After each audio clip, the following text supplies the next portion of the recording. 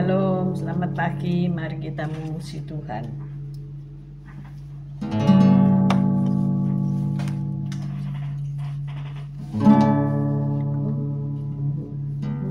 Yakin saat kau berfirman, ku menang saat kau bertindak. Hidupku hanya ditentukan oleh perkataanmu. Ku aman karena kau menjaga. Ku kuat karena kau menopang. Hidupku hanya ditentukan oleh kuasa-Mu.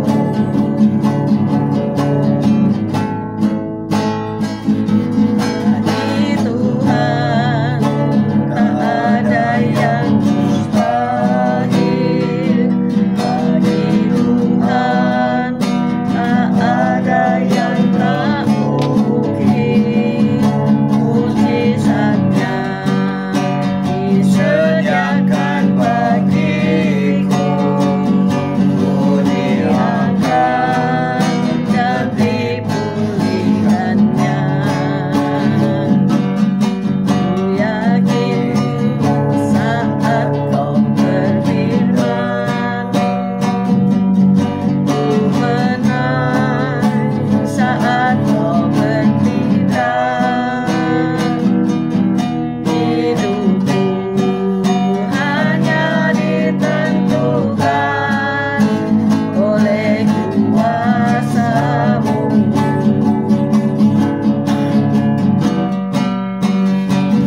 Bagi Tuhan tak ada yang mustahil. Bagi Tuhan tak ada yang tak mungkin. Mujizatnya disediakan bagiku. Ku diangkat dan dipulihkannya. Bagi Tuhan tak ada yang mustahil. Bagi Tuhan tak ada yang tak mungkin. Mujizatnya disediakan bagiku. Ku diangkat dan dipulihkannya. Ku diangkat dan dipulihkannya. Ku diangkat dan dipulihkannya. Haleluya, puji Tuhan. Selamat pagi Tuhan Yesus, Kau baik, Kau sungguh Allah yang sungguh sangat baik. Pagi hari ini Kau tetap menyertai kami di dalam siaran gembala, siaran renungan pagi hari ini ya Tuhan. Sebentar lagi Kau baca firman-Mu, merenungkan firman-Mu, Kau buka hati pikiran kami agar kami dapat menerima firman-Mu. Berikan roh pengertian bagi kami agar kami mengerti akan firman-Mu, dan berikan iman yang kuat bagi kami agar kami dapat melakukan firman-Mu dalam kehidupan kami ya Tuhan Yesus. Jadi silakan kehidupan kami sepanjang hari ini bersama semua rekan-rekan peserta daripada renungan pagi hari ini ke dalam tangan-Mu, di dalam kuasa-Mu, di dalam perlindungan-Mu, di dalam penyertaan-Mu, di dalam kasih-Mu, juga di dalam berkat-Mu ya Tuhan Yesus. Dan Kau tetap berikan kesehatan, kekuatan bagi tubuh kami agar kami dapat melayani Engkau lebih lagi. Dalam nama Yesus kami sudah berdoa dan mengucap syukur. Amin, amin, amin. Haleluya.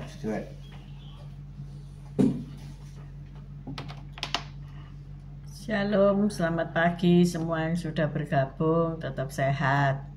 Puji Tuhan. Kita baca Yeremia 2 ayat 5 sampai dengan 13. Yeremia 3 ayat 5. Yeremia 2 Yeremia 2 ayat 5 sampai 13. Yeremia 2 ayat 5. Yeremia 2 ayat 5. Demikian bunyi firman Tuhan. Beginilah firman Tuhan.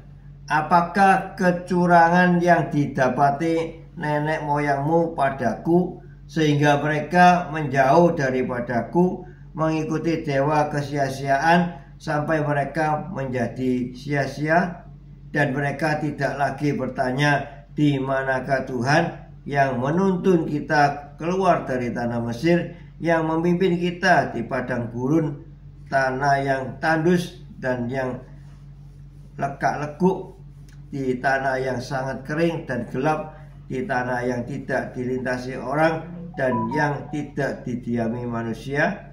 Aku telah membawa kamu ke tanah yang subur untuk menikmati buahnya dan segala yang baik daripadanya. Tetapi segera setelah kamu masuk, kamu menajiskan tanahku. Tanah milikku telah kamu buat menjadi kekejian.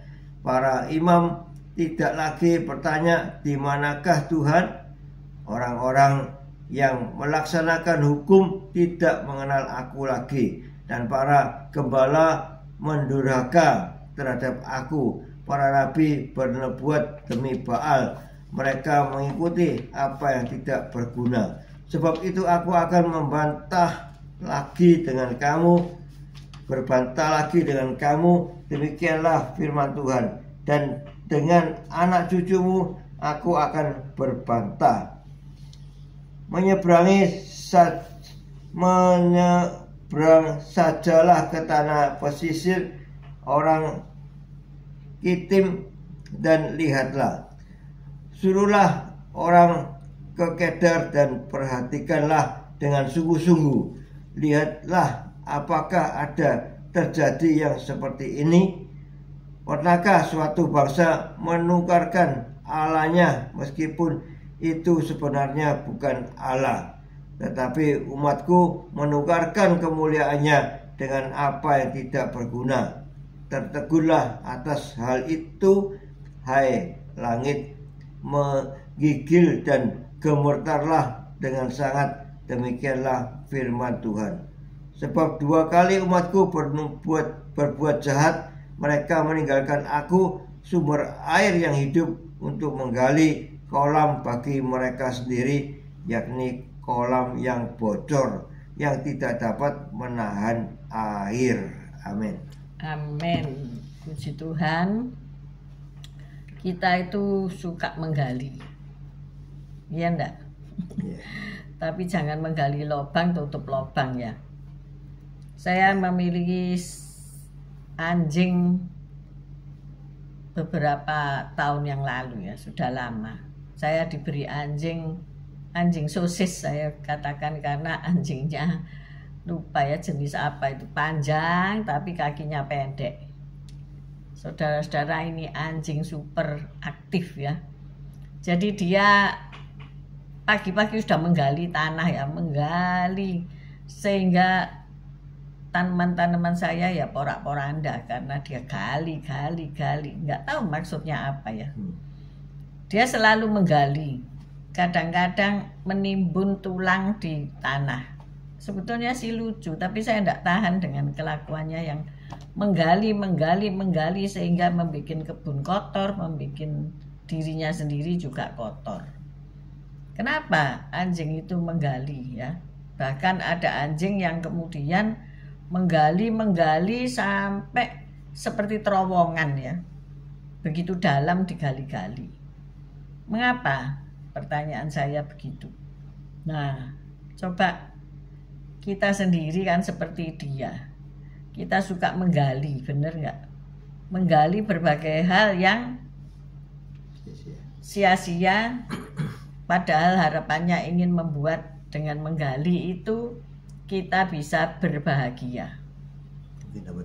Tapi mungkin harapannya mendapat emas 1 bongkah gitu ya kalau menggali di Papua ya.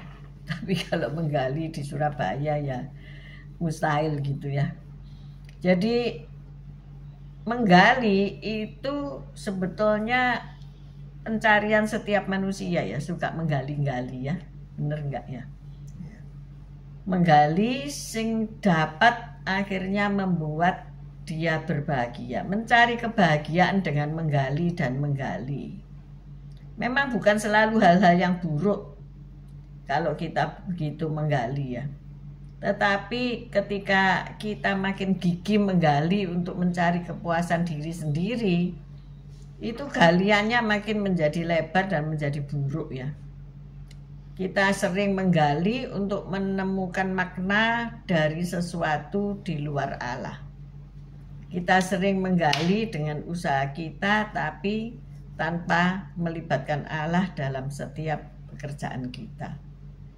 Maka Nabi Yeremia menegur Israel karena menjadi penggali ya.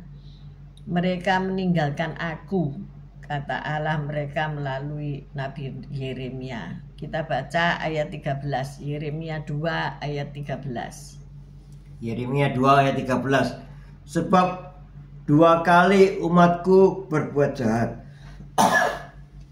Mereka meninggalkan aku, sumber air yang hidup, untuk menggali kolam bagi mereka sendiri, yakni kolam yang bocor, yang tidak dapat menahan air. Amin. Ya, menggali kolam. Menggali kolam tentu dalam ya, untuk mengisi dengan air. Tetapi bagaimana kita bisa menggali kolam terus diisi air? Ya bocor lah. Akhirnya juga asap gitu ya. Ini maksudnya perumpamaan tentang bagaimana bangsa Israel itu menggali, padahal Allah sudah menunjukkan kepada bangsa Israel, aku adalah aku, Allah yang menyelamatkan. Gambaran daripada Allah yang mengasihi manusia yang sudah jatuh dalam dosa, menyelamatkan supaya manusia kembali kepadanya. Tetapi seringkali orang-orang yang mau diselamatkan malah menggali dan bergerak lebih dalam ke dalam galian itu, kecemplung ya saudara. Saya melihat tayangan video yang menggambarkan bagaimana seorang bapak itu tangannya dimasukkan ke dalam lubang ya, dan terdengarlah suara kucing mengeong-ngeong terperosok masuk ke dalam sebuah lubang parit gitu ya, yang bulat.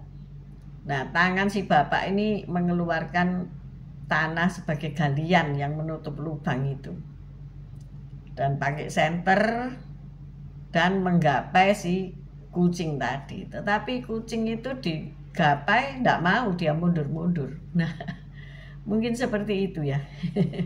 Kita mau menyelamatkan kucing, tapi kucing tidak mengerti apakah tangan ini akan menyelamatkan dia atau malah menangkap dia. Dia menangkap untuk melukai dia, jadi dia takut.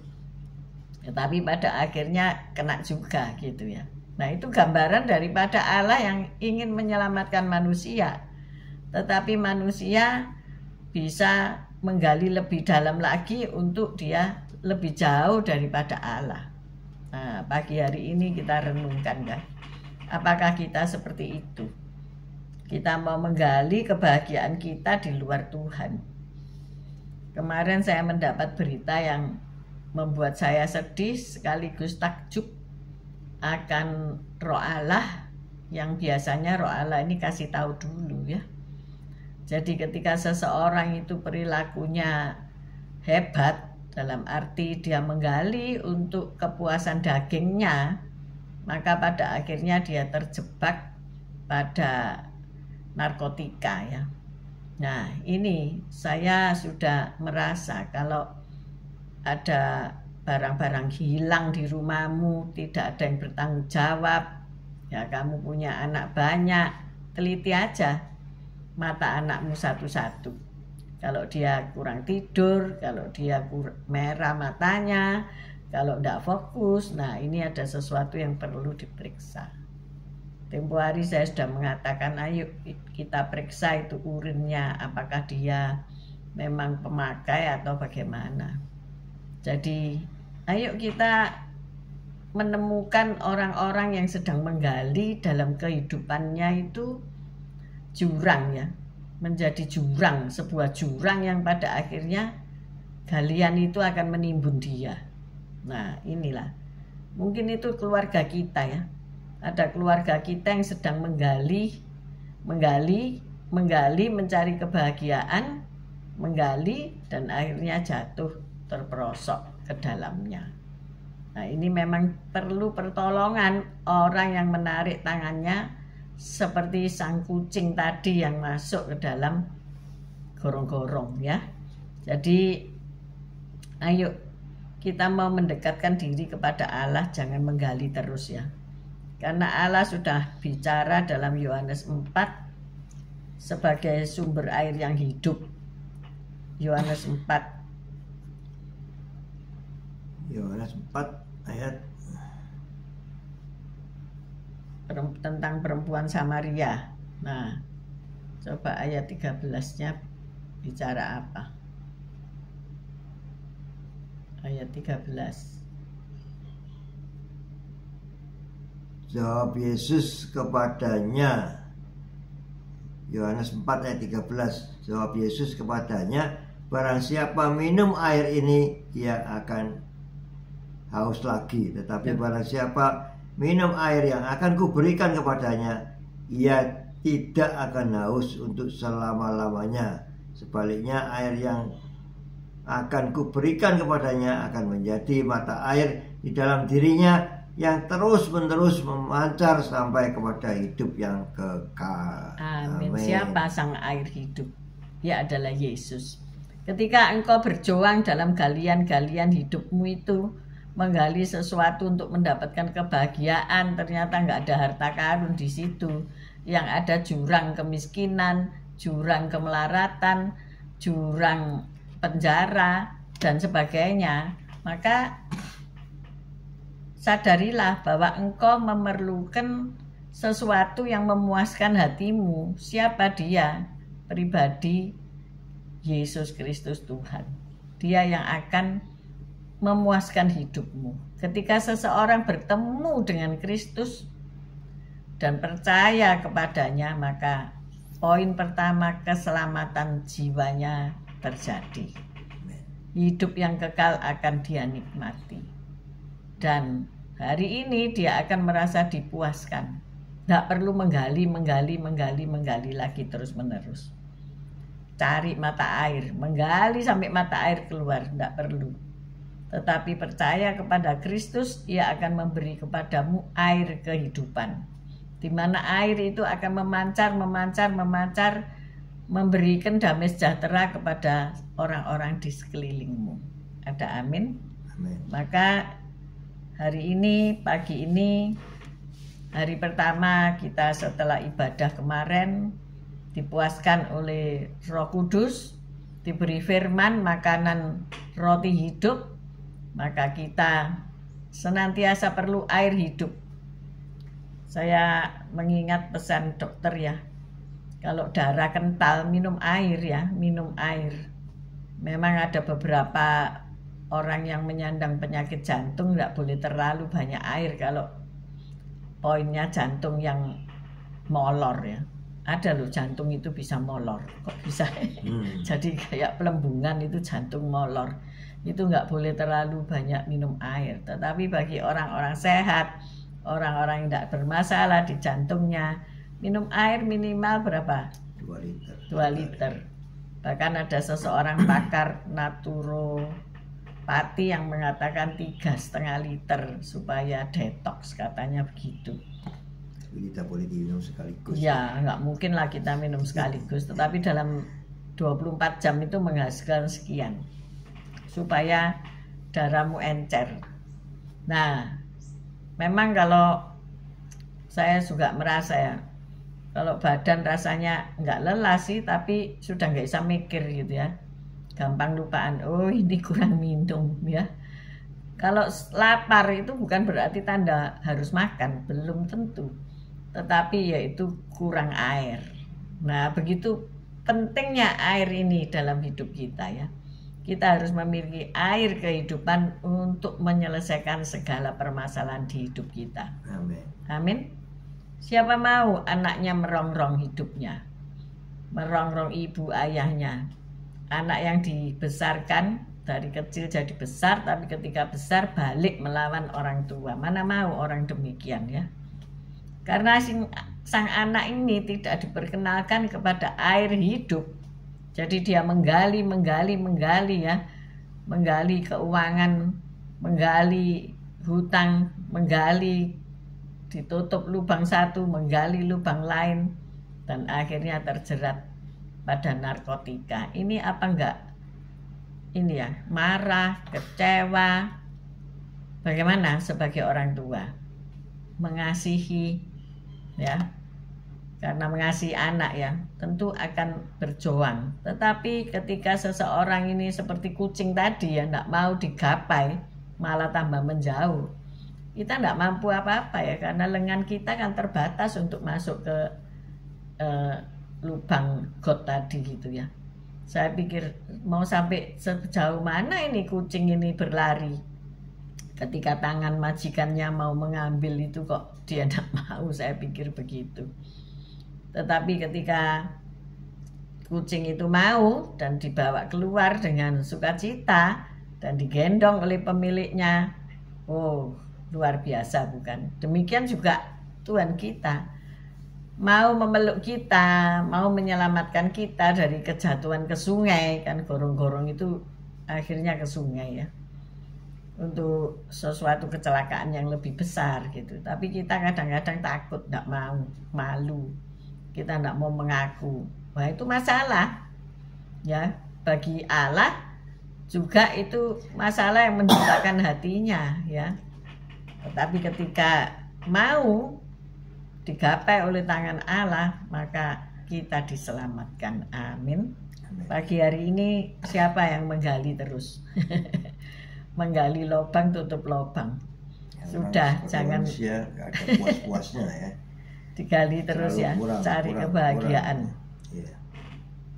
Jadi ayo kita pelajari Yohanes 4 tadi ya, bahwa seorang perempuan yang hidupnya tidak terpuaskan akhirnya ketemu Tuhan Yesus, dan disitulah dia mulai sadar bahwa ia perlu Yesus, dan ia menjadi pemberita Injil pertama di kota itu. Nah, siapa yang mengalami demikian? Ketika engkau dalam pusaran kehidupan pusing gak karuan, dan engkau bertemu dengan Tuhan Yesus yang meluruskan jalan-jalanmu, menemukan suatu padang rumput yang hijau, ke air yang tenang, dia penggembala jiwamu, mengembalakan jiwamu, maka sungguh berbahagialah orang itu. Amin. Kita berbahagia karena bukan dibahagiakan oleh manusia ya, tetapi kita berbahagia karena hati kita yang bolong itu diisi oleh Tuhan Yesus, dan dia Roh Kudus menghiburmu. Amin. Dialah sang penghibur, dialah yang memberi makanan minuman dalam hidupmu, yaitu apa? Firman, firman, dan firman. Oleh firmanlah engkau dipuaskan. Amin. Pagi ini kita sudah baca firman, kita sudah merenungkan firman. Ayo kita melakukan firman itu. Amin. Mari kita berdoa. Haleluya. Tuhan, terima kasih atas firman Tuhan Yesus. Ya Tuhan, kami tidak menggali lagi untuk mencari sumber air, karena kami sudah mendapatkan air hidup, yaitu Engkau Tuhan Yesus. Sumber air yang tidak pernah kering, selalu mengalir dan mengalir, memenuhi kehidupan kami, sehingga kami tidak perlu lagi bersusah payah, berjerih payah untuk mencari air hidup ini, tapi kami sudah mempunyai sumber air hidup, yaitu Yesus Kristus Tuhan. Karena itu mari mendekatlah kepada Tuhan untuk lebih lagi mendekat pada Kristus, percaya pada Dia, karena Dialah Sang Juru Selamat, Dialah yang memiliki sumber kehidupan, sehingga kita akan memperoleh damai sejahtera, sukacita, kebahagiaan bersama Kristus. Makasih Tuhan Yesus, haleluya, amin. Terima kasih Bapa untuk kebenaran firman-Mu. Seringkali kami ini menggali untuk menemukan makna kehidupan kami. Kami mencari bahagia kami mencari penyelesaian segala masalah kami, tetapi galian-galian kami ternyata makin dalam dan kami tidak menemukan apa-apa. Kehidupan kami menjadi sia-sia. Tetapi pagi ini kami sadar bahwa kami harus mencari Kristus. Kami harus menemukan Yesus Kristus Tuhan. Dan ada tertulis dalam Alkitab, Dialah penyelamat kita, Dialah juru selamat kita.